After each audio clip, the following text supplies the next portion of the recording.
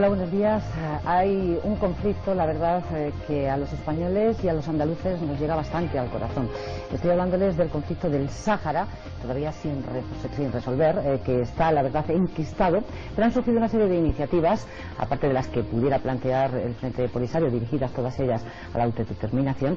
Hay una serie de iniciativas también planteadas por el Reino de Marruecos, en este caso por el rey Mohamed VI, y una de ellas es un consejo consultivo real marroquí para los asuntos del Sáhara, que está tratando de buscar una solución que presentará a la ONU el próximo mes de octubre. Nosotros vamos a hablar de esta posibilidad, de otras muchas, con el presidente de este consejo, que es Jali Genna Ould El Rachid. Señor Ould El Rachid, buenos días. Buenos días. Y va a ser Teresa Herrero, que nos va a echar una manita a lo largo de esta entrevista. Teresa, buenos días. Buenos días. Para intentar, la verdad no sé si entender, pero sí buscar soluciones, o por lo menos conocer las que ustedes proponen a un conflicto, desde luego, que se alarga en el tiempo, y permítanme una expresión que es muy española, muy andaluza, y que nadie se atreve a poner ese cascabel al gato de una vez por todas y solucionarlo, ¿no? Sí, este conflicto dura ya 30 años y es el momento actualmente más propicio para resolver este problema, y es en este un momento en que el rey de Marruecos, que está procediendo a reformas muy importantes en Marruecos, reformas políticas, económicas, sociales y democráticas, que ha propuesto esta autonomía como solución democrática, y que evidentemente es una solución que es conforme a los criterios internacionalmente admitidos de democracia, es decir, dar a los saharauis lo que siempre han venido pidiendo, políticamente, económicamente, socialmente y culturalmente, es decir, crear una entidad propia a los saharauis dentro del Reino de Marruecos. Todas las otras opciones que se han seguido hasta ahora no han dado resultado para resolver este conflicto, es decir, la guerra o la búsqueda de un referéndum imposible a realizar. De todas maneras, las posturas siguen estando enfrentadas entre lo que propone este Consejo y el Frente Polisario, sobre todo porque ustedes han llamado al Frente Polisario a que se integre en el Consejo, y el Frente Polisario habla de autodeterminación, es decir, que la solución parece no ser nada fácil. Sí, no lo es fácil, pero también es fácil en otro sentido. Este Consejo está constituido de miembros que son todos saharauis, procedentes del territorio, y quieren acabar con este problema que ha traído tanto sufrimiento para los saharauis. No queremos que los saharauis se queden en los campamentos eternamente. Ninguna de las opciones actualmente sobre la mesa no ha dado resultado, y eso no lo digo yo, lo dicen las Naciones Unidas. Entonces, para salir de este callejón sin salida, la autonomía creemos que es el mejor sistema, y la autonomía marcha aquí en Andalucía, marcha en España, marcha en Italia, marcha en otros países europeos, y creemos que es una forma muy avanzada de autodeterminación regulada, es decir, una autodeterminación que no permite que el separatismo sea la mejor fórmula posible. La autonomía también es la mejor fórmula para satisfacer las reivindicaciones políticas, económicas o sociales o culturales de una parte de un pueblo, es decir, de una entidad particular como la de los saharauis. Entonces nosotros hemos llamado el Frente Polisario, que representa solamente una parte de los saharauis, a integrar rápidamente una negociación y un diálogo abierto para llevar a cabo esta autonomía y negociar el contenido de esta autonomía, es decir, que estamos abiertos a todo. Teresa. Sí, a mí me gustaría saber, nos gustaría saber qué puntos son las novedades concretas de ese nuevo proyecto, para que ustedes incluso lo denominen Proyecto Milagro. Sí, es verdad, este proyecto es nuevo para Marruecos, es un proyecto que va a revolucionar completamente el Reino de Marruecos. Este proyecto va a permitir una democratización muy acelerada de este país, va a permitir una transparencia en la gestión política, económica y social de Marruecos, y va a crear un modelo a seguir por los países africanos, por el mundo árabe islámico, y creemos que esta autonomía también es una solución milagro, porque hace todo el mundo ganar. Todas las partes implicadas en este conflicto van a salir ganando con el proyecto de autonomía, es decir, los saharauis ganan, porque van a ver todas sus reivindicaciones satisfechas. Marruecos como Estado gana porque va a ver su soberanía totalmente reconocida. Argelia gana porque va a salir de un conflicto que se eterniza, y evidentemente la comunidad internacional en su conjunto gana también porque sale de un conflicto que no se soluciona y que construye un problema por la comunidad internacional. ¿Y esto por qué no lo ven? Sí, un poco a este respecto. Y esto que usted está señalando, que está comentando, ¿por qué no lo ven así de claro, por decirlo de alguna manera, la otra parte? Bueno, la otra parte es una parte, la de nuestros hermanos y primos del Frente Polisario. Somos todos la misma familia. El Frente Polisario es un movimiento que no es muy democrático. Es un movimiento político-militar que se ha construido en los años 70. No ha subido la más mínima transformación política o democrática que le permite de percibir un pragmatismo o de practicar una pluralidad suficiente. Entonces, evidentemente tenemos enfrente un dogmatismo importante. El Polisario es un frente muy doctrinario, pero pensamos que la situación de los campamentos es suficientemente mala y va a hacer que la población de los campamentos va a empujar el Polisario a negociar finalmente, porque no tiene otra salida. Ellos dicen lo mismo de ustedes. ¿Qué dicen? Es decir, el Frente Polisario y su representante en concreto en Andalucía, etcétera, en distintas declaraciones, habla de cierto dogmatismo por parte, en este caso, marroquí. No es verdad. Es decir, que Marruecos ha propuesto la autonomía porque no hay otra solución. Hay que decirlo claramente. La guerra ha sido una catástrofe. Gran catástrofe. Nunca la guerra ha resuelto ningún conflicto en el mundo. Ha traído calamidades. La opción de referéndum de autonomía no es posible. Es las Naciones Unidas que lo dicen. Es difícil porque el pueblo saharaui no se encuentra únicamente en lo que fuera el Sahara es español.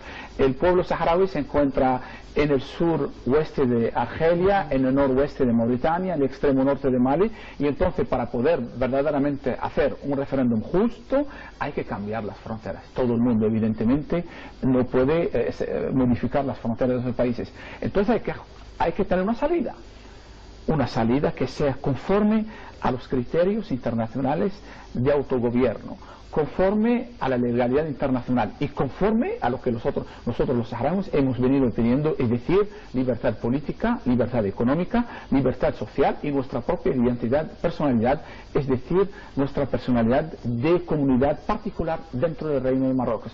Marruecos es el que hasta ahora ha emitido esta iniciativa. El Polisario debe responder claramente y negociar. No debe evitar la negociación y el diálogo para solucionar este problema, y sobre todo no debe esconderse detrás de mentalidades ya muy antiguas. Se insiste mucho en que todo el mundo tiene que hacer concesiones. ¿Cuáles van a ser las concesiones de Marruecos? Marruecos hace muchísimas concesiones. La autonomía es una revolución en Marruecos. No existe autonomía actualmente en Marruecos. Es una cosa nueva. El rey Mohamed VI quiere cambiar Marruecos enteramente para solucionar el problema del Sahara. Esa es la gran concesión. Es decir, que vamos a cambiar Marruecos políticamente, administrativamente, democráticamente, para que haya esta solución del Sahara. Esa es la concesión de Marruecos. Lo que pedimos es que el Polisario sea más realista y que mire las cosas enfrente. No hay otra salida que no sea la autonomía. Pero ¿sería ahora solo esa salida y con el tiempo podría hablarse de la autodeterminación? ¿O ustedes plantean el proceso de autonomía como algo definitivo? No, ustedes lo están viviendo en Andalucía. La autonomía es una verdadera autodeterminación en marcha. Es decir, el reparto de competencias entre el Estado central y la autonomía hace que cada vez que se adquiere más experiencia, que hay más madurez política, más madurez administrativa, se adquieren más competencias. Es decir, que es una autodeterminación en movimiento constante y que evoluciona. Entonces, no hay absolutamente ningún impedimento a que esta autonomía satisfazca de antemano todas las reivindicaciones de los saharauis dentro de una soberanía que guarda los criterios normales en Marruecos. ¿Qué pasa? ¿Que la ONU es incapaz de dar respuesta o de buscar una solución a este conflicto? Sí, la ONU, el señor Kofi Annan, secretario general de las Naciones Unidas, acaba de decirlo hace unos días en México. la ONU no puede imponer una solución, y lo ha dicho claramente. Entonces lo que tenemos es prolongar el conflicto. Si el Polisario insiste en no ser pragmático ni realista y busca otra solución, eso comportará como consecuencia el prolongamiento del conflicto, la prolongación del conflicto con todos los sufrimientos que eso lleva, es decir, el malestar de la población de los campamentos, la separación de familias, la situación infrahumana en que viven esos campamentos y evidentemente el foco de tensión permanente en esa zona. Nosotros queremos salir de toda esa situación y permitir a los saharauis dirigir libremente sus órganos de dirección, es decir, un gobierno autónomo, un parlamento autónomo y instituciones democráticas autónomas, y si el Polisario gana las elecciones puede dirigir este gobierno. No hay absolutamente nada que impide eso. Es decir, hablamos de autonomía, hablamos en este caso de un referéndum y una autodeterminación al final como horizonte, ¿o no? La autonomía es una autodeterminación y este es el diálogo que existe actualmente en España. La autonomía política no es una autonomía administrativa. La autonomía que Marruecos propone no es una autonomía administrativa. Es decir, es una autonomía política que corresponde exactamente a reivindicaciones de tipo autodeterminación. Es el punto final de una determinación constante y permanente de movimiento en cuanto a reparto de las competencias entre el gobierno central y el gobierno autónomo. Pero en este caso, por ejemplo, Malí, Mauritania o Argelia, ¿conocen ya su proyecto? ¿Estarían de acuerdo con el nuevo reparto de fronteras? ¿La organización de esas fronteras están claras? Porque ese va a ser un problema bastante grande. Lo es todo, lo va a ser todo, pero bueno, el tema de las fronteras también tienen que compartirlo con otros países. Sí, lo que complica el problema es si el Polisario persiste en que el conflicto siga. Eso va a crear problemas, eso va a tener consecuencias gravísimas para la región, porque el Magreb no se construye, gravísimas para nuestros vecinos europeos, porque eso anima a la inmigración clandestina, anima toda clase de tráfico en esa zona de no ley y de no orden, donde se encuentra la confluencia de fronteras de Marruecos, de Argelia, de Mauritania y de Malí, y nosotros queremos dejar esto atrás. Es decir, que queremos salir. La iniciativa de Marruecos saca el problema del estancamiento donde está y le da una solución que creemos que puede satisfacer a todo el mundo, incluso a Mauritania y Argelia, porque esta solución va a permitir finalmente que el Magreb, que es el gran sueño de estos pueblos, el Magreb, esa zona importante del mundo africano, del mundo árabe islámico, puede finalmente construir un conjunto armonioso desde el punto de vista económico, desde el punto de vista político, y que puede ser un ejemplo de democracia, de transparencia para todo el continente africano. Eso lo queremos hacer. ¿El Frente Polisario es para ustedes un interlocutor o no? Y le pregunto esto porque la ONU, si no me equivoco, hace aproximadamente unos 30 años legitimó al Frente Polisario como interlocutor, y no sé si realmente pasado todo este tiempo ustedes lo reconocen como tal en la solución de este conflicto y con quién deben ustedes de hablar o de buscar una solución. ¿Lo reconocen como interlocutor o no? Absolutamente. El Frente Polisario es un interlocutor válido, son nuestros hermanos, y lo que nosotros buscamos actualmente es dialogar con el Polisario. Es el Polisario que no quiere ahora dialogar, y ese es un problema. ¿Cómo puede ser el Polisario, que busca desde hace mucho tiempo a dialogar con Marruecos, rechaza ahora el diálogo y la negociación? Yo no comprendo eso. Nosotros pedimos constantemente desde 2 meses que el Polisario consiente a dialogar con nosotros, que se sienta con nosotros sobre la mesa y que elaboremos juntos el contenido de esta autonomía. Nosotros invitamos al Polisario a ser un partener principal de la elaboración del contenido de esta autonomía y de la aplicación de esta autonomía. Y queremos que el Polisario sea dentro y no fuera, que sea miembro del conjunto de los saharauis que van a beneficiar de esta autonomía. ¿Y qué papel quiere que juegue Andalucía? Y le pregunto porque ustedes han visitado nuestra comunidad autónoma, han mantenido reuniones con el Ejecutivo, etcétera, etcétera. ¿Qué papel creen que puede jugar Andalucía en este conflicto? Andalucía es la zona más vecina de Marruecos. Andalucía, como todos los españoles, tiene sentimientos hacia los saharauis. Queremos que estos sentimientos se convierten en un ánimo para sacar todo el mundo donde está, es decir, empujar todas las partes, incluido el Frente Polisario, a negociar. Eso es lo que buscamos y es lo que hemos pedido a los responsables políticos en Andalucía: empujar el Frente Polisario a ser más realista, más pragmático, y que deje su dogmatismo originario, y que sobre todo no piense en prolongar el conflicto inútilmente. Eso va a hacer sufrir nuestros conciudadanos, eso va a hacer sufrir la zona, eso va a impedir la construcción del Magreb, eso va a impedir una colaboración más estrecha, más importante entre Andalucía y el Magreb. No es la primera vez que usted está al frente de asuntos que tienen que ver con el Sáhara. Usted fue secretario de Asuntos Saharianos, incluso hace 30 años creó un partido de corte nacionalista con respecto al Sáhara, si no me equivoco. ¿Qué diferencia ve usted entre aquellos proyectos ya tan lejanos y ahora, para que ahora lo viva todo con tanto optimismo, con demasiado optimismo? Absolutamente. Yo fui el fundador del FUNS, es decir, el Partido de Unión Nacional Saharaui en tiempos de España. Incluso España me ofreció a ser jefe de Estado de un futuro Estado en el Sahara, y yo no he querido, porque pienso que un Estado independiente en el Sahara no es viable. Lo he pensado en el año 74, en el año 75, y continúo a pensarlo, y soy directo en mis ideas. ¿Pero por qué? Porque no es viable. El Sahara está constituido de 34 tribus, y no pueden construir un Estado independiente, y tenemos ejemplo de Estados que han nacido en el mundo sobre una base tribal y no han funcionado. Somalia es un ejemplo desastroso de un país basado sobre las tribus.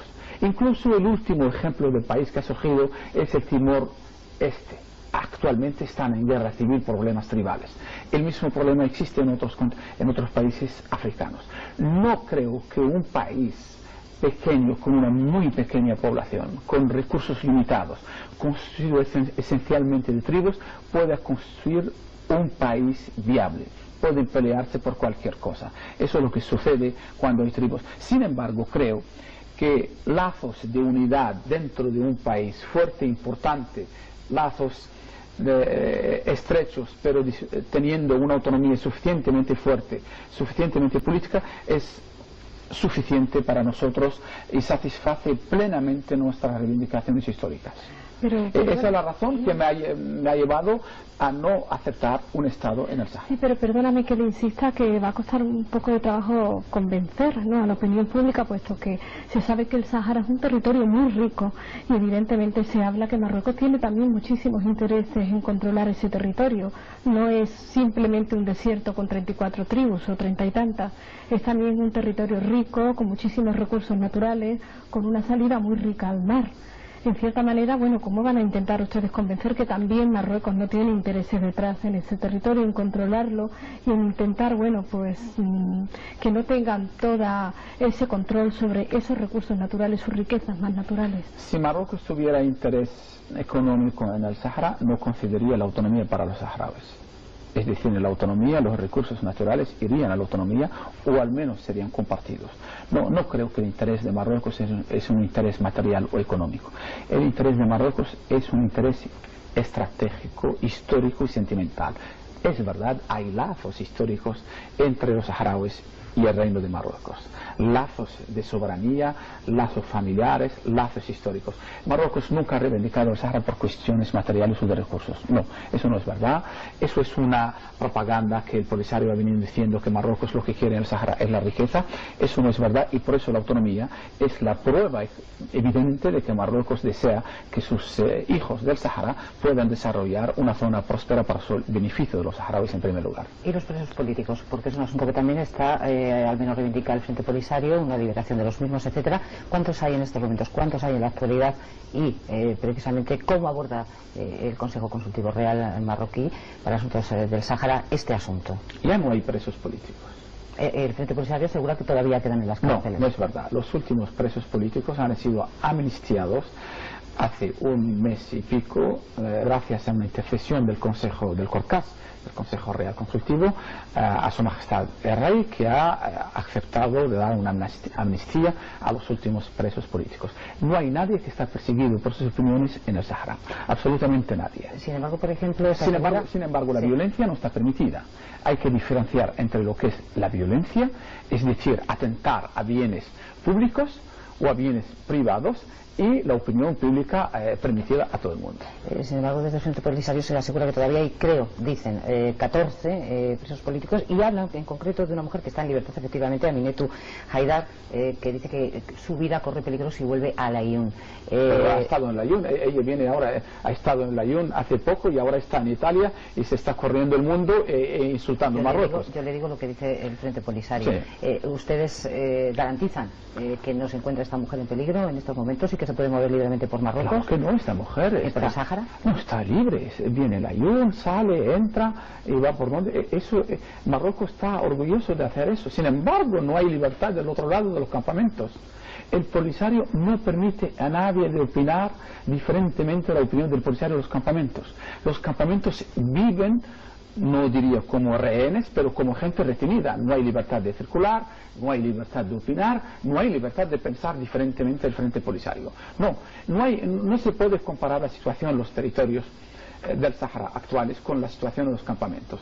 Marruecos permite una total libertad de opinión, de circulación y de pensamiento a todos sus conciudadanos, no solamente los que están en el Sáhara, a todos. Y la convivencia, porque están hablando ustedes de autonomía. Yo me planteo que efectivamente se pudiera llegar a ese estado, una autonomía, en un momento dado, aunque haya sectores que reivindican, y además de una forma bastante pues con bastante fuerza, la autodeterminación. Pongamos que se llega a la autonomía. ¿Cómo sería esa convivencia entre los habitantes actuales, los saharauis procedentes de Marruecos, por decirlo de alguna manera, y los que en estos momentos están en los campos de refugiados? ¿Cree usted que esa convivencia sería posible? Los habitantes que viven en los campamentos son nuestros hermanos, son nuestras familias. Sí, pero hay muchas diferencias. ¿Qué diferencias hay? No hay diferencias a lo mejor de criterio en cómo debe de administrarse la zona, el país. Hablamos de autonomía, hablamos de autodeterminación, etcétera, etcétera. Por eso yo he invitado al Frente Polisario a venir a la mesa de negociación y a contribuir y a participar a la elaboración del contenido de la autonomía, para que esta autonomía sea para todos, y además va a ser para todos, incluidos los habitantes de los campamentos. Estos habitantes del campamento van a participar en el proceso electoral que va a elegir los órganos de esta autonomía, es decir, la asamblea legislativa, el poder ejecutivo y todos los otros órganos. Es decir, que van a ser absolutamente ciudadanos como los otros. No hay exclusión ninguna en este proyecto de autonomía. Está hecho en beneficio de todos los saharauis, incluidos los del Frente Polisario, incluidos los de los habitantes de los campamentos. Permíteme una pregunta. Por si falla la estrategia, pongamos por caso que efectivamente el Frente Polisario sigue negándose a participar en este Consejo, sigue teniendo otras posturas completamente distintas a las del Consejo. A partir de ese momento, ¿qué es lo que harían? Es decir, no triunfaría la autonomía, pero ¿qué digamos, se guarda en Marruecos para solventar este conflicto si no es por esa vía? No, primero, la mayoría de los grandes países del mundo están de acuerdo que esta autonomía es la única solución válida. Es decir, los Estados Unidos, España, Francia, Reino Unido, la China popular, la totalidad del mundo árabe está de acuerdo de que hay que hacer lo más rápidamente esta autonomía para solucionar el problema. No es posible que los campamentos se queden donde está. No está permitido moralmente, no está permitido políticamente que se crean generaciones de desesperados en los campamentos. Eso no sirve ni para los saharauis, ni para el mundo, ni para la zona. Nosotros queremos abrir un camino de paz, una esperanza de bienestar, el progreso. Queremos que los saharauis no vivan en campamentos. Es una desgracia que vivan en campamentos desde hace 30 años. Queremos que esos saharauis que están en los campamentos, como otros, vivan como vive la gente en Andalucía, en toda parte del mundo. Es decir, felices con sus familias, viendo a sus hijos desarrollar un nivel de vida y de cultura aceptable, es decir, vivir como seres humanos. Es imposible de dejar la situación tal como es. La autonomía, por eso yo le he llamado solución milagro, la autonomía es la solución que va a permitir que en el Sáhara haya un pueblo que viva como todos los pueblos, que progresa como todos los progresos y que pueda disfrutar un poco de la vida y no dejar la vida como se está produciendo en los campamentos. 3 minutos, Teresa. Me gustaría saber si tienen algún calendario para esas negociaciones, teniendo en cuenta que todo el mundo pide mucha diligencia con respecto a lo que está ocurriendo. Sí, es verdad. Las Naciones Unidas está pidiendo a Marruecos que presente lo más rápidamente posible este proyecto de autonomía y particularmente de aquí a la reunión del Consejo de Seguridad en el mes de octubre próximo, y el Consejo Real está trabajando duramente para elaborar este proyecto. Estamos ya en la fase borrador, vamos a pasar a las otras fases y creemos que de aquí a finales del mes de septiembre podemos estar listos para presentar este proyecto a la comunidad internacional, y creo que la comunidad internacional va a acoger favorablemente este proyecto. Queda que el Polisario hay que empujarle de aquí a allá a que acepte la negociación final para acabar con este conflicto. ¿Y sería Canarias el territorio de esas negociaciones, como alguna vez habían propuesto, el lugar donde se sentarían a negociar? Es posible, yo he estado en Canarias últimamente y los canarios lo desean, los andaluces también lo desean, España en general lo desea. Nosotros nos gustaría mucho que esas negociaciones se pasen en España, en algún sitio en España, tal vez el más próximo sería bueno. España tiene la posibilidad de empujar el Polisario a que sea más realista. Y el hecho de que los campos estén también en un país como Argelia, ¿eso dificulta este proceso o no? Sí y no, es decir, Argelia dice oficialmente que no está implicada en el conflicto. Nosotros aceptamos esa teoría y pedimos a Argelia que facilite también la negociación entre nosotros y el Polisario. En caso de que el Frente Polisario no quiera sumarse o no se llegue a ningún acuerdo con ellos, ¿el documento sigue hacia adelante? Sí, va a seguir, el documento va a seguir hacia adelante, pero... Lo que pasa es que su aplicación, ¿cómo sería? Nos queda un minuto nada más. Su aplicación, ¿cómo sería sin ese Frente Polisario que representa desde luego representa a la población saharaui importante?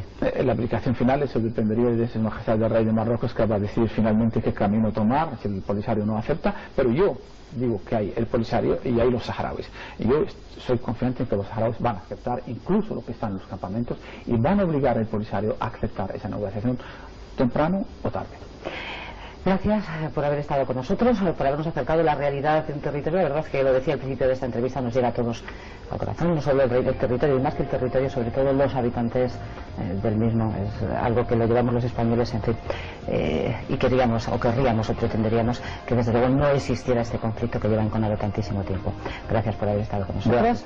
Gracias, Teresa, por habernos ayudado, echar una manita, y nosotros ya saben que a partir de este momento recomendarles que sigan aquí en Canal Sur Televisión, porque entre otras cosas llega la información y llegan las noticias. Hasta luego.